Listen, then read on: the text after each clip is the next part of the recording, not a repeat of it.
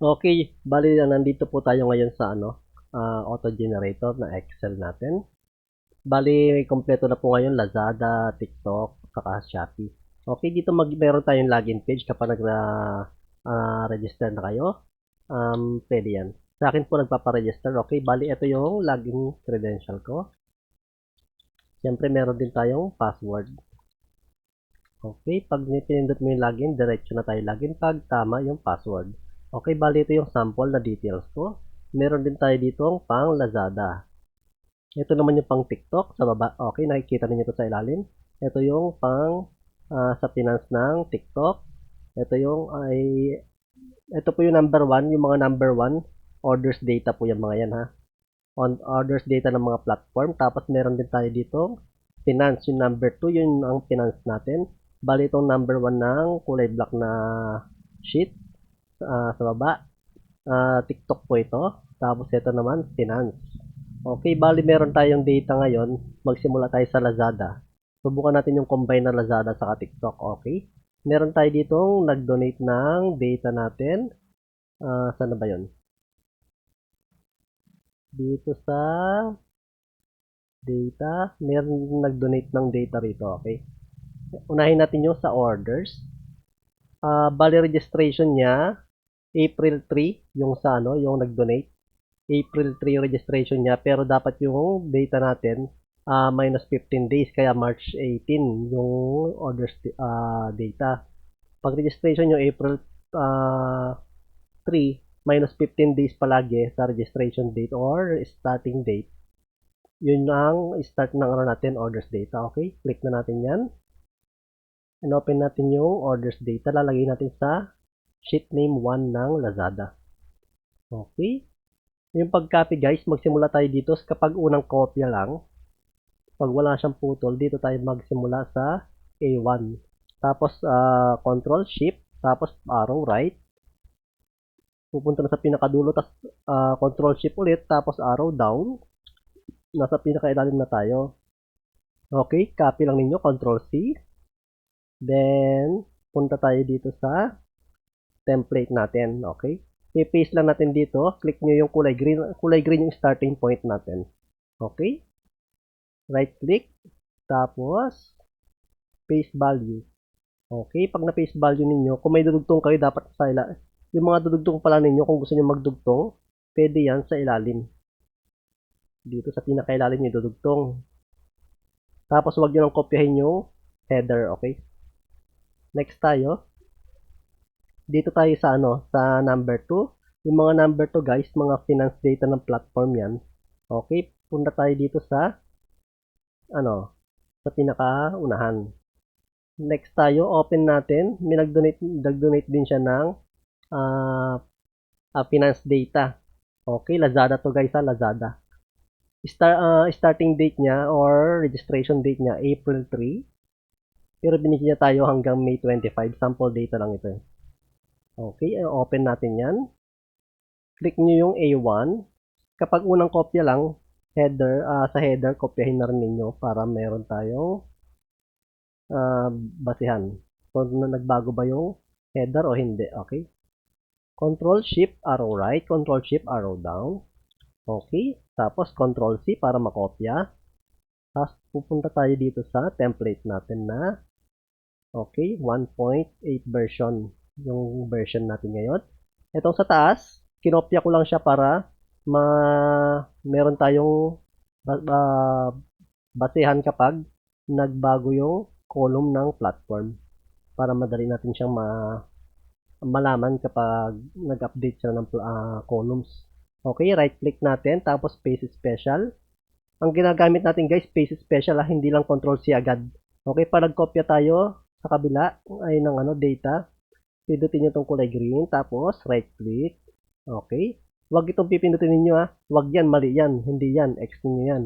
Okay, right click tapos dito, ito yung may arrow sa gilid, tapos paste values. Click niyo tong values para yung values lang yung malalagay, hindi yung mga ibang format. Okay, pagka ganyan, andyan na yung data natin. Check natin sa dulo. Okay, hanggang dyan lang talaga siya, hanggang R. Okay, pwede nyo rin siyang i-clear data. Ito, yung pag-clear, ito. Okay, mawawala siya nun. Pero i-upload natin siya ulit kasi kinler natin. Control C. Ito rin yung kanina. Right click, arrow. Okay. Paste value. Ito parehas lang yun yung clear data. Mawawala din yan. Next tayo guys. Ayan, nakikita ninyo same sila. Ibig sabihin okay naman. Wala namang update yung platform na nagbago sila ng column. Okay, para ma-generate yung data rito, dito sa kabila. Para ma-process tong data natin, pupunta tayo dito sa number 3. Kaya lang meron pa tayong TikTok. Subukan natin mag-download ng TikTok data para isabay natin sa Lazada. Okay? Halimbawa, meron din kayong TikTok. Ito, TikTok to guys. Punta tayo sa orders data. Okay? Bali, ito yung orders data natin. Ay, orders natin. So, under siya ng orders. Tapos, manage order. Normally, kapag pinindot nyo, bali, to ship yung nakapindot, piliin nyo siya sa all. Kailangan natin all. Okay? Pag napindot ninyo yung all, meron ditong filter kasi makikita ninyo 10,000 plus yan. Sobrang dami. Pwede nyo i-filter kung anong date yung gusto nyo simulan. Orders data to. Halimbawa, nag-register ako ng April 4. Halimbawa, April 4 yung registration ko. Minus 15 days. So, kaya April 3 minus 15 days. Yun ang kailangan natin data. Pag okay lang, mas bumaba pa dun. Mas maganda. Pero hanggang okay na yung 15 days lang kasi 7 days yung shipping, tapos 7 days bago mapunta sa atin yung settlement. Kaya estimated na 14. Nag-allowance na ako ng isa para maging 15 days. Sakto siya. Okay? If 10,309, i-filter natin para konti lang yung lalabas na ida-download niya. Okay? Kunwari, April 4 minus, kaya April 3 na lang, April 3 minus 15 days. March 18 or 17, ganun. Okay, March 18, subukan natin March 18. Okay, March 18, ito yung March 18 hanggang, pag mag-ano kayo guys, laging yesterday ha. Yeah, laging yesterday. Huwag nyo isasakto ng araw ngayon. Huwag nyo, tapos dapat yung yesterday lang, lalo na sa ibang platform, sa Shopee, sa Lazada, kasi nag-update sila yan oras-oras, minuto kapag may changes. Kaya dapat laging yesterday. Para ma-download din nyo na buo yung araw, okay? Ngayon, June 1, ngayon, i-download natin hanggang 31, dapat laging yesterday. Nagsusulat tayo ng assignment kada umaga kapag araw-araw na lang yung download natin. Okay, napindot ko na yung range. March 18 to May 31. Okay, kasi yun yung date kahapon. Pag in-apply natin yan, magbabago yung okay, yung kanina 10,000 ngayon, 6,000 na lang. Okay. Tapos i-export natin ito. Pindutin niyo tong Excel, dapat Excel siya, XLS, basta yon. Okay, Excel. Huwag niyo pipindutin tong CSV kasi yung data format iba diyan. Okay, napindot niyo tong filtered order. Tapos Excel, okay? Tapos export lang ninyo, medyo matagal ng konti pag maraming rows or maraming data yung dina-download ninyo. Gagawa lang ako ng isa pang tab, right click ko tong finance kasi kailangan natin ng finance. Okay? Sample lang to, konti lang i-download ko muna. Kasi sample lang naman. Okay, new tab. New tab. Tapos sa finance tayo ha. Finance, tapos withdrawal, export. Mag-date range lang kayo dito. Okay, nag-start kunwari ng April 3. April 3, ito. Hindi yan. April 3. April 3. Pero yung registration ko, nilagay ko dito yung gagamitin ko account. April 4 yung ano niya. Yeah, April 4 yung starting date. Tapos, subukan ko lang muna hanggang 15 lang kasi marami akong order sa araw-araw. Masyadong mabigat kapag lahatan. Kaya hati-hatiin ko siya. April 4 hanggang 15 kasi marami akong orders araw-araw na 200 plus, ganyan, okay, 100. Okay. 15 muna sample lang para hindi masyadong mabigat. Tapos, export na natin siya pag okay na yung date range. Okay. Balik tayo sa kabila, dun sa orders. Sa kabilang, tab. Okay, tingnan natin kung tapos na. Okay, natapos na siya. I-download na natin.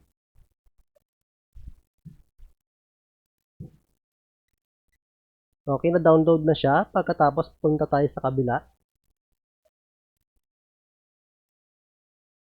Ay, saan na yun? Dito sa kabilang tab, check natin yung finance kung okay na. Okay. Ito, okay na siya. Mabilis lang naman siya. Download. Na-download na natin yan. Punta tayo dito sa may downloads na folder. Okay.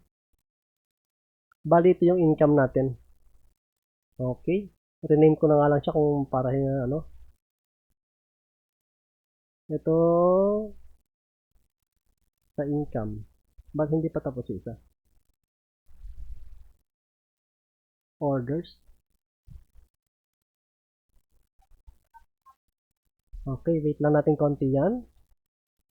Sa orders. Ito sa finance, re-rename ko lang siya, finance. Finance. April 4 to 15. Okay. Pero pwede rin hindi nyo na lang i-rename. Sa akin, re-rename ko lang siya ngayon. First time ko lang nag-rename. Then, ang tagal naman nung isa.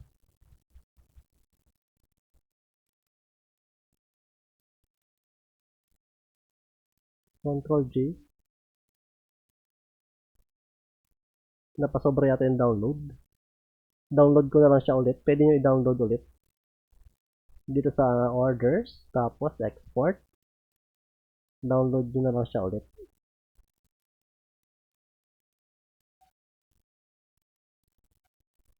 Okay. Check natin.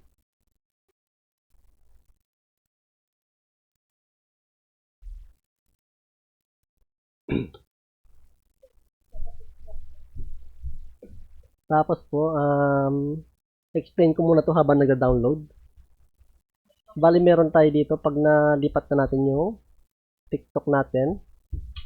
Ano to? Meron tayong orders.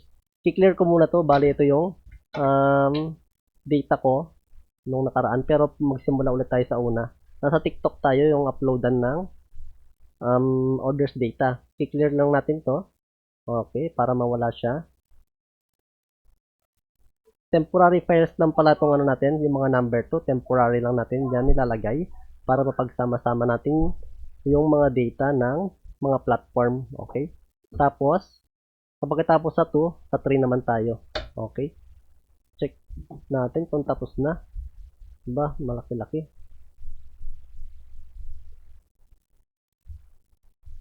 Pero dapat hindi ganyan kalaki. Wait lang. Ano nangyari? Subukan ko siyang export ulit. Export.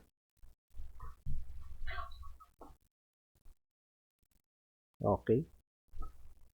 Tapos balik tayo dito. Explain ko lang yung mga niya. Okay, zoom out natin ng konti. Zoom out. Bali, ito yung mga macros natin. Okay.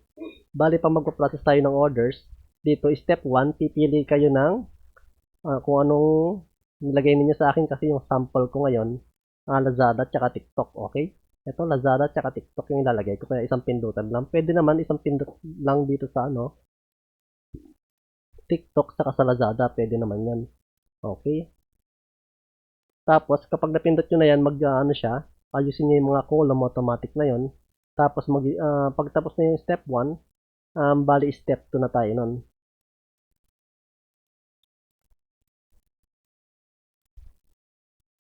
May problema yata yung yan. Okay, tapos na yata siya. Okay, tapos na tong isa. 4 MB pala siya. Medyo malaki. Okay, marami kasi tayong pa-orders. Okay. Click natin tong orders. Rename ko lang siya ng orders data March 18, okay. March 18 to basta April 15. April, hindi, kahapon pala to. Hanggang May 31. Hanggang May 30. Hanggang May 30. Okay. Tapos open natin to. Kopyahin natin yung laman. Ilipat natin dito sa enable nyo pag may lumabas na protected, okay? Enable lang ninyo. Sa A1, tapos Control, Shift, arrow right, tapos Control, Shift, arrow down. Okay? Kahit busy or busy yung dulo, okay lang yan. Okay, copy natin yan. Tapos punta tayo. Control C, copy, okay? Tapos punta tayo dito sa template natin. Para maglagay ng orders data, dito tayo sa number 1 TikTok. DB TikTok orders, bali yung orders yung database natin. Punta tayo sa color green, right click. Ito yung pinipindot guys, values, no? Hindi itong special, hindi po ito. Itong arrow, tapos values, okay? Paste values. Yung may 1, 2, 3 values, okay? Okay, pag napindot na yan, na-paste na yung data. Bali, okay na yan. Diyan. Okay. Tapos, pag naglagay kayo ng mga data sa number 1, sa mga, dito sa orders data, lagi nyo pindutin yung apply changes, okay? Okay. Isang pindot lang, pwede dito, pwede rin dito sa kabila. Okay? Isang pindot lang, okay na yan. Para mag-apply lang siya. Kaso, automatic na yung mga helper na column natin, automatic na yan, mag-generate. Okay, sulit na sulit yung natin dito, subscription natin, kapag nag-subscribe kayo. Bali, automatic na pindot-pindot na lang kayo. Madali lang siya. Okay. Kung tapos na, okay. Hanggang dyan lang siya. Yung sa Lazada, hindi ko pa yata pinindot. Nag-insert tayo kanina dito ng data. Hindi ko na pindot tong apply changes. Pindutin natin siya ngayon. Kahit hindi nyo nalilagay dito sa pinakadulo, lalagay ko lang para makita ninyo. Okay? Automatic na yan, pipindutin ko lang to. Pero kahit nandun ka sa kabila, pwede mong pindutin yan. Pero ako dito ko pipindutin para makita lang ninyo yung changes. Isang pindot lang. Okay, nag-ano na siya, automatic na siyang gumagawa ng data. Ito yung mga helper column natin. Okay, tapos na agad, mabilis lang siya yung sa apply changes. Ngayon yung medyo matagal ito, yung sa nandito, okay?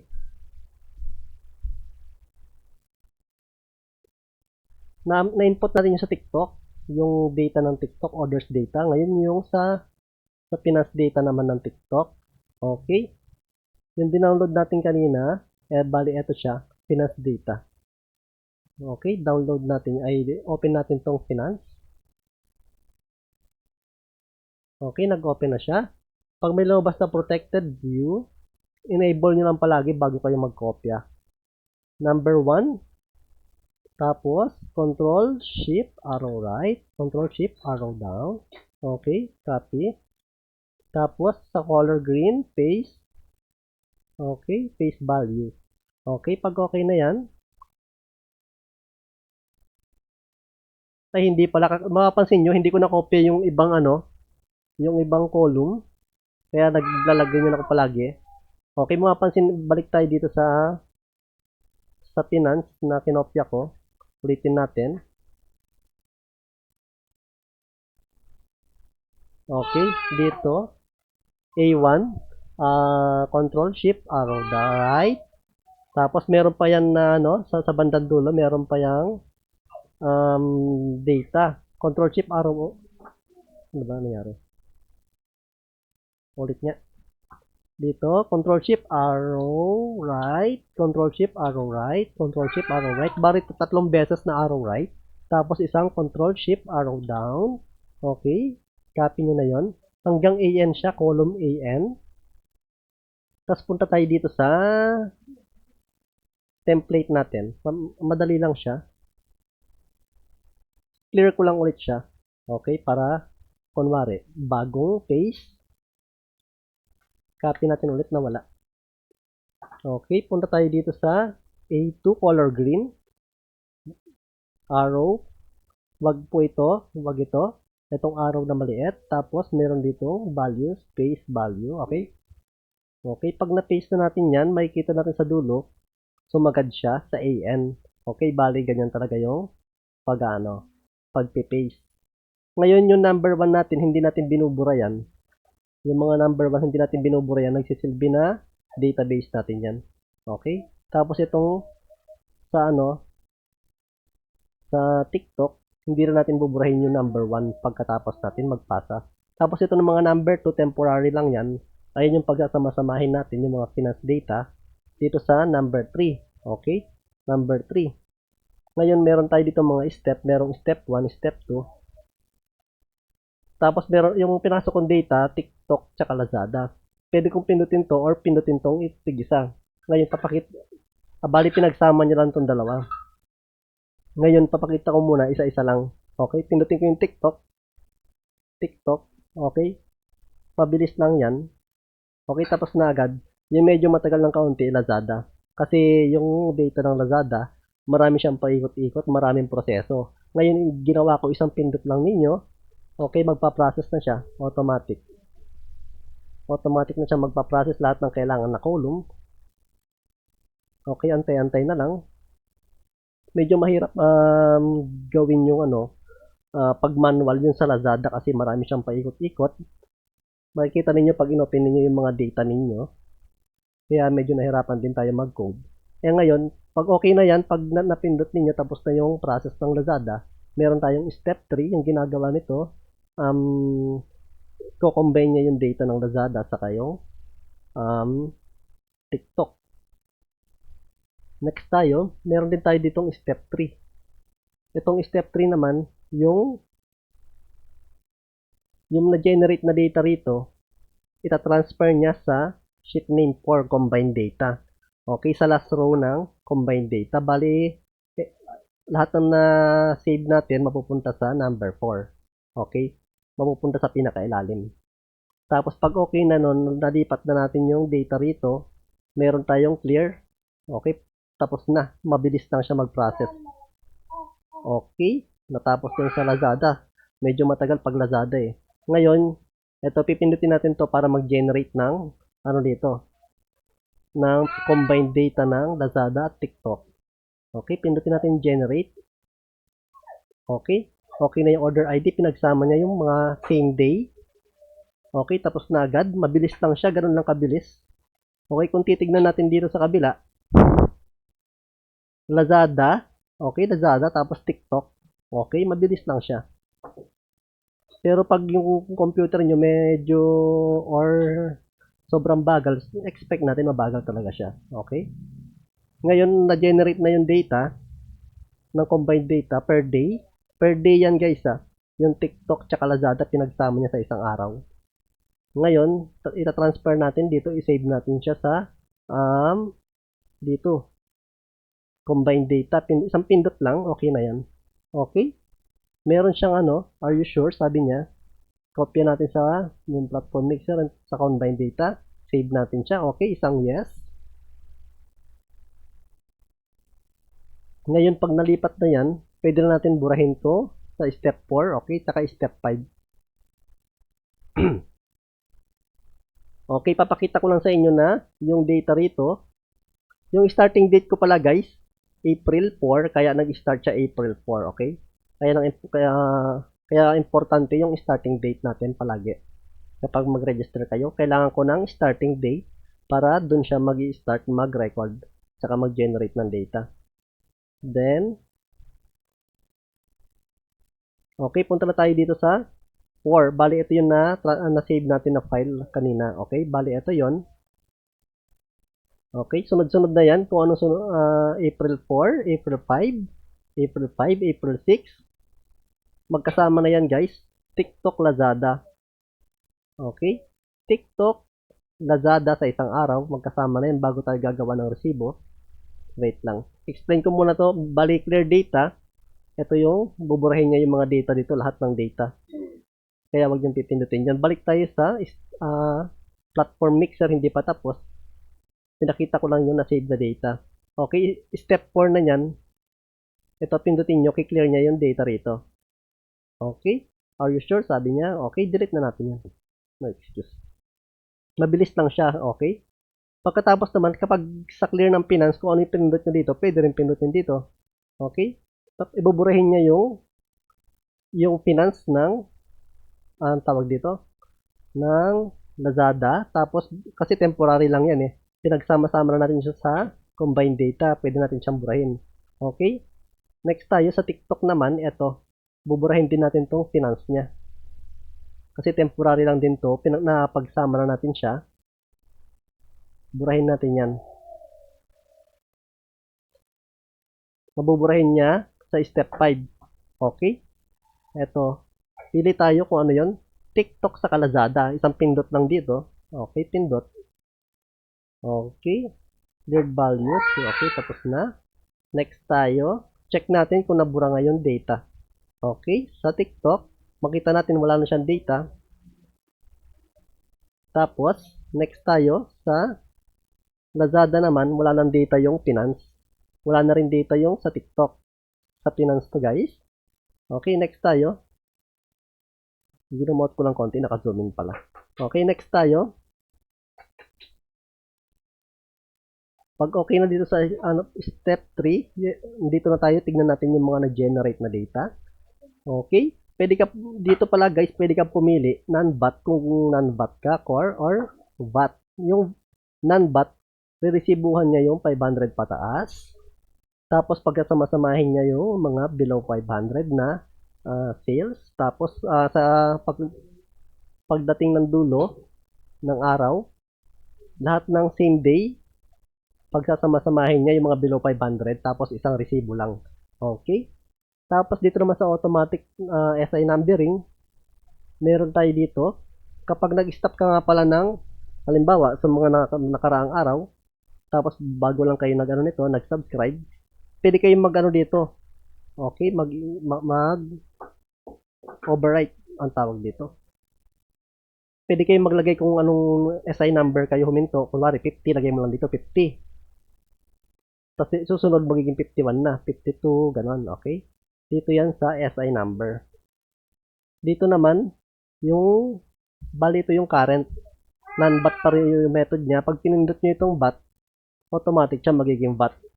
Okay. Next tayo. Next tayo, punta tayo ng dashboard para makita ninyo.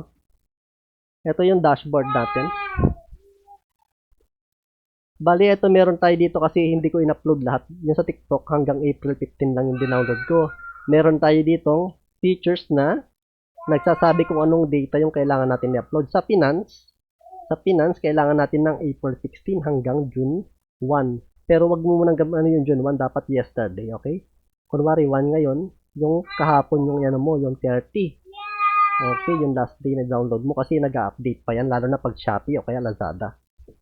Kaya wag kayong magda-download ang same day data, okay? Kahit sa orders data o kaya finance data. Tapos dito naman, ito yung gross sale natin. Tapos dito mapupunta yung mga to ship pag meron kayo, pag updated yung data nyo. Yung mga to settle para ma-monitor ninyo agad pag lalagpas kayo ng 3M or hindi, okay? Bali, pwedeng iset dito yan kung ilang araw yung gusto ninyo, pero default 6 days. 6 days below. Next tayo. Meron tayo ditong 8%. Ito yung sa 8% natin. Pag pinindot nyo pala to guys, pag tapos na yung first quarter, nag-file na kayo, pwede nyo pindutin yan. Okay, para mawala na yung mga atraso natin ng first quarter. O, pinindot ninyo yan. Kakaltas niya lahat ng yung mga nabayaran. Tapos yung mga babayaran natin, ito yung mga latest, okay? Nilagay ko siya dito. Parang di ko nalagyan dito ng pangalan. Nilagyan ko na lang mamaya. Tapos meron din tayong itemize. Ito yung sales natin. Check nyo na lang, okay? Tapos, meron din tayo ditong OSD, 40%. Meron tayo ditong sales information. Kapag may Shopee, bali ito yung TikTok, may Lazada tayo. Yung walk-in, siguro idagdag natin yan sa bandang huli. Yung walk-in natin, okay? Next tayo. Ano pa nga ba? Ito, parang summary lang ng report. Kapag iisa lang yung item mo, katulad ko, t-shirt lang. Lahat t-shirt, kaya pwede ako dito magresibo. Pero ito yung guide talaga natin, okay? Bali, ito yung number 1. Bali, mix na to. Mix na siya ng sales.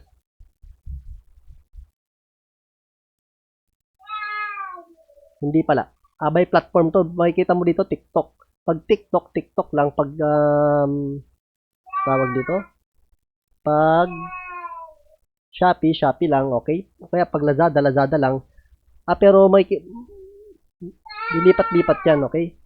Okay, TikTok ulit yung number 2. Bali, ito yung, wag ninyo ipiprint ito, hindi siya printable yan. Pero ito, printable siya kapag various. Okay?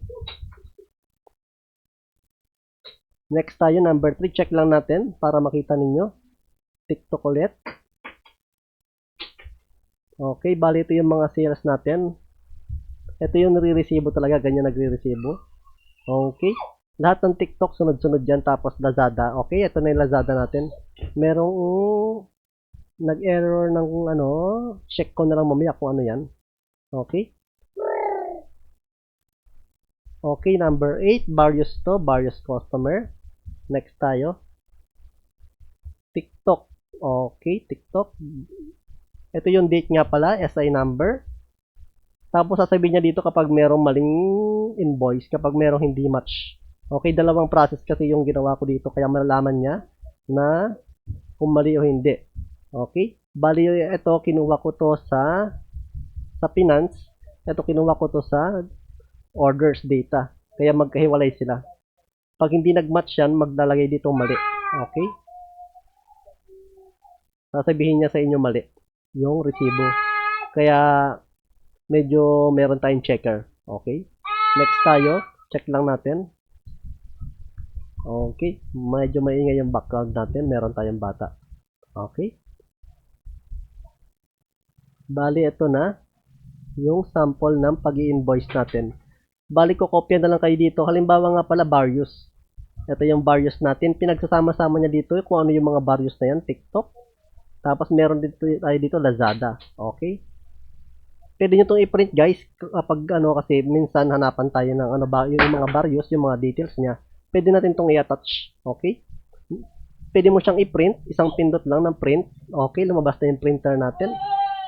Or pwede mo siyang i-save PDF. Pili ka ng printer. Pero PDF yan. Save lang muna natin. Okay. Tapos pangalanan natin ng sample. Okay. Saan napunta?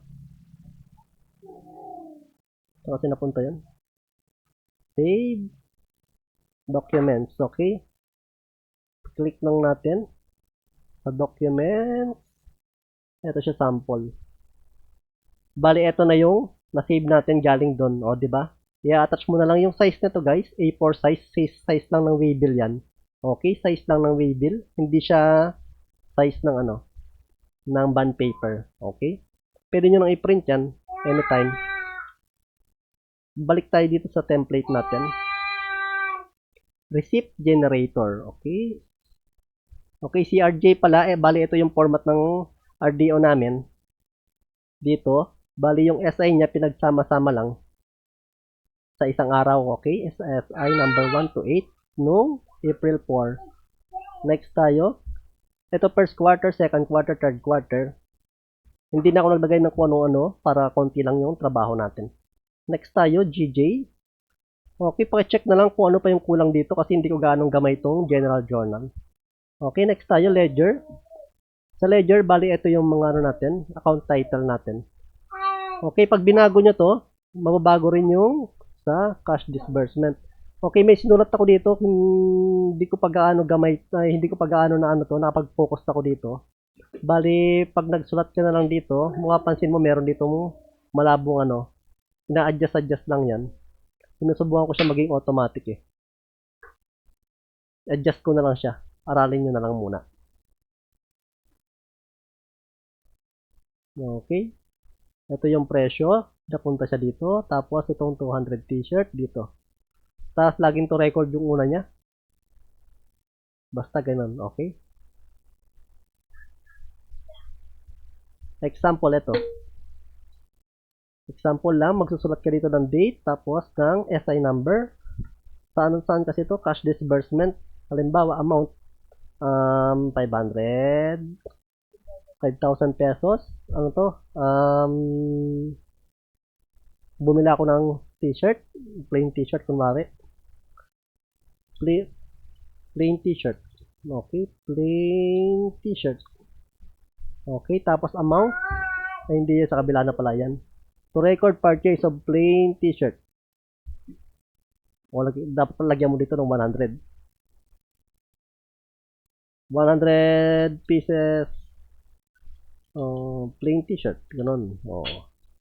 Sample lang. Okay, meron na tayong mapakita. To record purchase of 100 pieces of plain t-shirt. Sobra-sobra yata. Pwede mo rin burahin to kung gusto mo. Ano nangyari? Wala. Basta. Okay. Pieces. Plain t-shirt. Basta. Okay. Okay na yan. Next tayo. Lipat tayo sa importante naman dito kung paano tayo nag-upload. Okay, meron tayong business information dito. Okay, wag nyo kalimutan tong setup ay last update lag. Hindi yan. Ito setup. Basahin nyo rin yan kahit paano. Okay. Siguro i-update ko tong link kasi dito sa i-link ko dito sa video natin na to. Okay, kung paano siya gamitin. Okay na yan. Bali, ganun lang. Pag may tanong kayo, PM lang kayo. Mabilis lang siya. Okay, kopya-kopya na lang nun pagkatapos. Receipt generator, pinaka-importante sa atin. Kaya, bali, ito yung main features ng ano natin. Okay, sa mga books, bali makapag-focus na siguro ako niyan kung may papa-adjust kayo. Siguro mag-PM kayo kung kaya naman. Tapos, general journal. Turuan nyo ako dito kung paano ano yung mga ano ito. Pero alam ko to pang cash basis. Ay, pang accrual basis. Cash basis tayo eh. Kaya, walang ano siguro dito. Okay. General ledger. Ano pa ba yung pwede kong pakita? 8% OSD itemized. Okay. Bali dito yan. Galing sa mga dito. Okay. Tapos 12%. Sa BAT siguro. BAT. Okay. Tapos dito, meron tayo dito, yung na-explain ko na yan. Tapos yung mga kulang sa orders. Pag merong hindi match na orders data, tapos versus finance data, lalabas dito kung anong date siya. Tapos kailangan yung i-update. O sige po, hanggang dito muna. Bali next video na lang ako mag-update ulit. Okay?